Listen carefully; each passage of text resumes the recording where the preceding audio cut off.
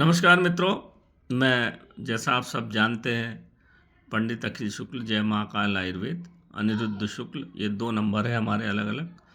पहला नंबर मेरा है और दूसरा नंबर मेरे पुत्र का है। आज हम तिलक की बात करेंगे।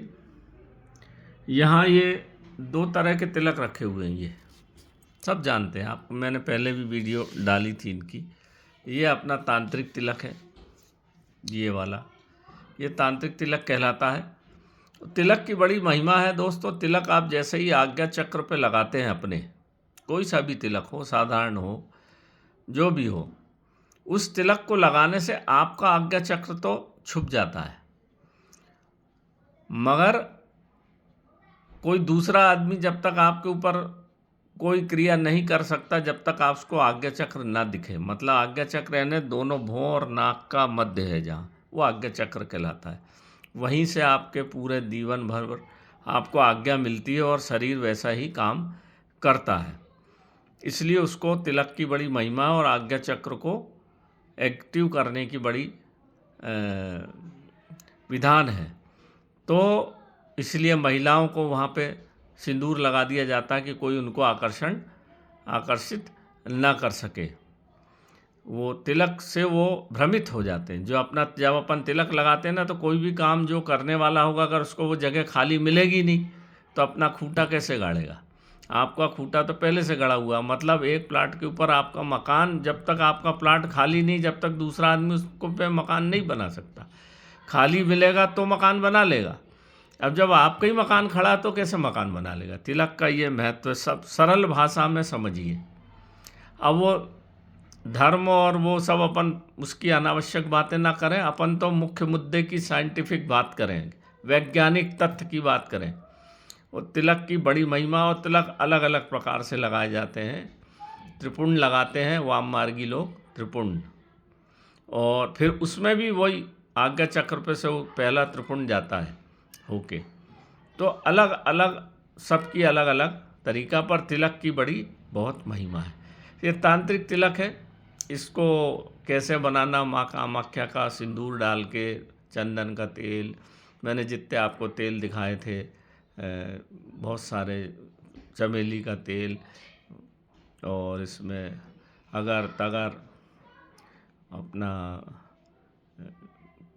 प्राकृतिक सिंदूर, कामाख्या सिंदूर, और गौलोचन, केसर, कस्तूरी, इस तरह की चीज़ें डाल के, केसर, कस्तूरी वगैरह सब चीज़ें डाल के इसको मैंने निर्माण किया था, करना भी बताया था, और ये किया हुआ भी। ये तो अपना इस काम के लिए है कि अपना जब अपन अपना किसी दुकान पे जाएं या किसी काम पे जाएं या कोर्ट में जाएं या कचहरी में जाएं, अपना ऐसा बिजनेस है जो बाहर लोगों से दिन भर संपर्क में रहता है, तो इस तिलक को ओम नमः शिवाय के जाप से अपने आज्ञा चक्र पे लगा लेना है, और इसी उंगली को अपनी नाभि पे लगा लेना है, और सीधा पैर घर से निकाल के चले जाना है।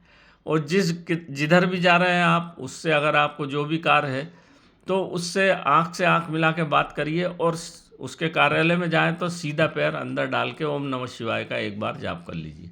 देखिए आपके कहने पे वो बात करेगा। ये मतलब ये महिलाओं को आकर्षण करने, कई लोग पूछते हैं भैया उसके लिए नहीं है ये वैष्णव मार्गी तिलक है, ये पूजा पाठ की चीज़ है, इसका गलत प्रभाव कभी नहीं करना चाहिए, नहीं तो इसका दंड जो व्यक्ति उपयोग करता है उसको तो मिलता ही है, साथ में जो व्यक्ति बना के देता है उसको भी प्रसाद थोड़ा बहुत मिलता है। उसका तो सिगड़ी में हाथ जल जाएगा, परंतु चूँकि हमने दिया है, उसका गलत उपयोग हुआ है, इसलिए हमारे हाथ भी जलेंगे।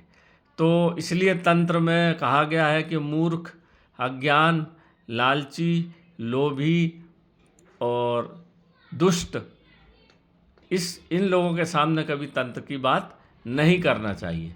परंतु ज़रूरी भी है आजकल, नहीं तो नकली यूट्यूबर्स नकली बना के कर दें, तो उनको मालूम तो रहता नहीं कुछ, और फिर आदमी परेशान होता है। इसलिए ये तिलक आप दुकान पे बैठेंगे, लोग आपकी बात सुनेंगे, अच्छे से आप उनको समझा पाएंगे, आपकी भी ताकत, आपका यश कितना है वो इसमें सब जुड़ के प्रकट होने लग जाता है, क्योंकि आपके पास है तो खजाना, पर निकलने की कोई चीज़ नहीं है आपके पास प्रभाव, है आपका गुरु अच्छी जगह स्थान पर बैठा, भाग्य स्थान पर बैठा है, मगर उसको प्रकट आप बहुत अच्छे वक्ता हैं, मगर आपके पास वाणी नहीं है, बोलने का ढंग नहीं है, तो कैसे बोलोगे आप? तो ये आपकी जो अंदर आपके अंदर जो चीज़ें हैं, उसको अच्छी चीज़ें हैं, उसको बाहर निकाल के लोगों को बता के अपनी बात को सुनवा के सम्मोहित करता, अपने काम को बढ़ावा देता है। ये इसका तिलक का, कोई भी तिलक हो उसका महत्व है। और ये तो मैंने आपको बता ही दिया, ये तांत्रिक तिलक। दूसरा तिलक, ये बहुत ही खतरनाक तिलक है मित्रों, ये है भैरव तिलक।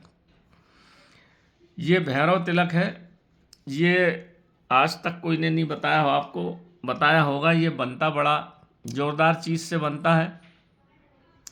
इसको भैरव, महाभैरव अष्टमी आती साल में एक बार, जब बनाया जाता है, या दीपावली की गहन अंधकार में बनाया जाता है। ये वहाँ बनाया जाता है मित्रों, वहाँ से लिया जाता है। ये वो चीज़ है, ये बड़ी गोपनीय चीज़ है जो मैं आज आपको बता रहा हूँ, कोई नहीं बताएगा। ये जो आप शमशान, जिस शमशान में भैरव का मंदिर हो, वैसे तो शमशान में भैरव मंदिर रहते हैं, नहीं तो शंकर भगवान के मंदिर हो, वो नहीं चलेगा। भैरव मंदिर हो उस शमशान में, और उस शमशान में जहाँ चिताएं जलती रहती हैं, तो उस जो चिता जलती है उसमें चर्बी जो उड़ती है, तो चिता के ऊपर जाकर, आपने देखा होगा दीपक जलता है और उसके ऊपर आप कोई कटोरी ढक दो तो काला रंग का तिलक बन जाता ना। इसी तरह से जो टीन लगा रहता है ऊपर छत, पहले तो कवेलू की छत होती थी, टीन लगी रहती, उसमें यह कालख जमा होती है। तो वहाँ से दीपावली की रात को या महाअष्टमी को, महाभैरव अष्टमी को, जो चांडाल होता है वही निकालता है, आपके तो बस की बात नहीं।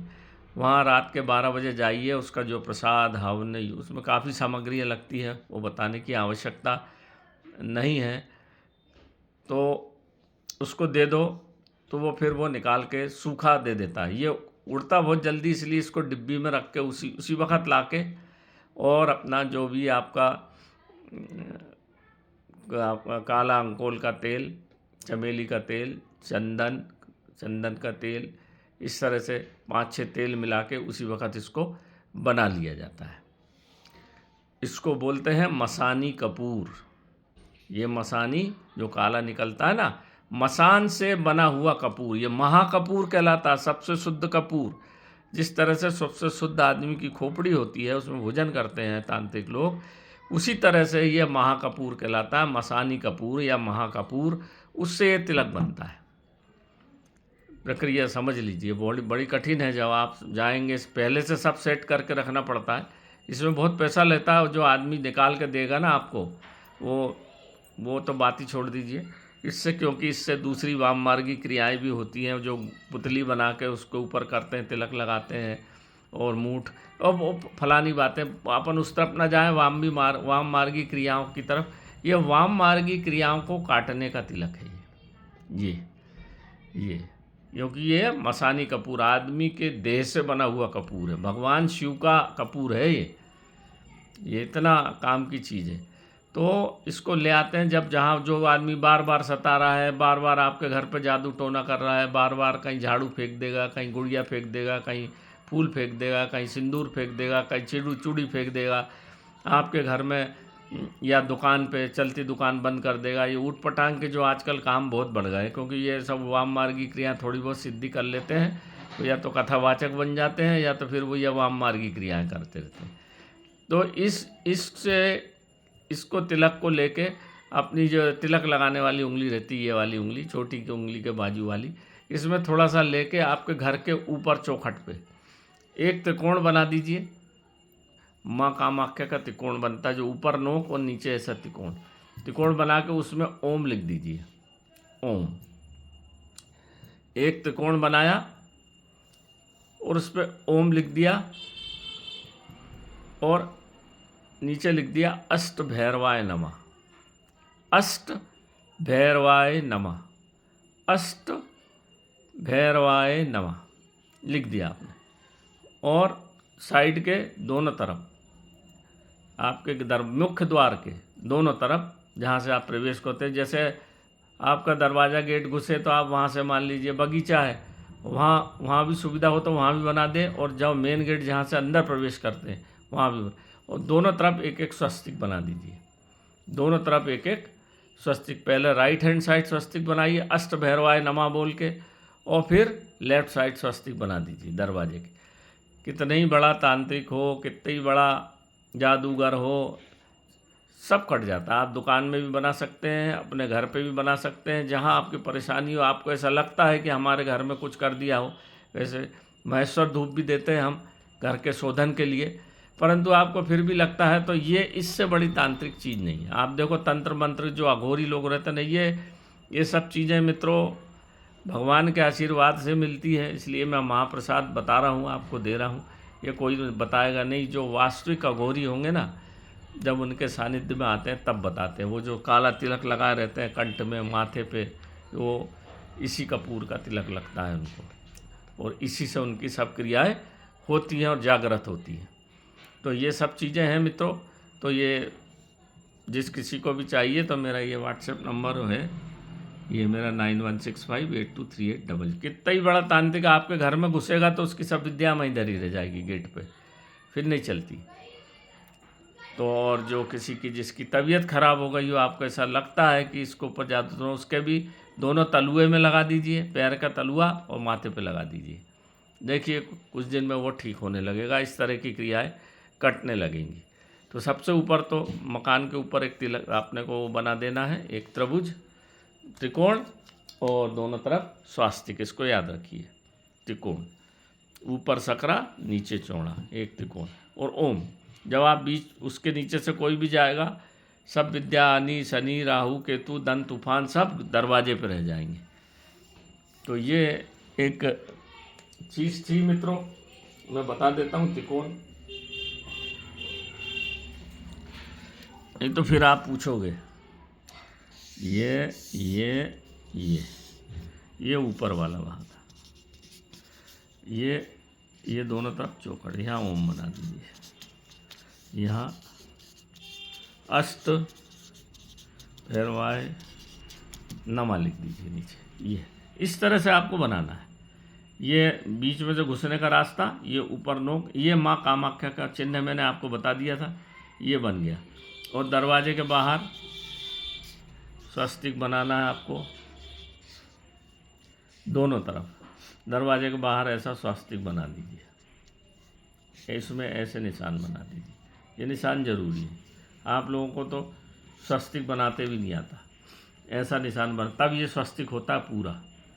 और इसमें से बिंदी बना दीजिए, तो इसको कहते हैं स्वस्तिक। इसे दोनों तरफ ऐसा बना दीजिए। कितना ही बड़ा जादू टोना तंत्र मंत्र भगवान भैरव की कृपा से सब कम जाएगा। और जब भी आप निकले अष्ट भैरवाय नमः कह के दरवाजे से निकलिए और भैरव बाबा का नाम लेके अंदर घुसिए। बस इतना सा करना है, सब भैरव बाबा संभाल लेंगे। नमस्कार मित्रों, जय महाकाल आयुर्वेद।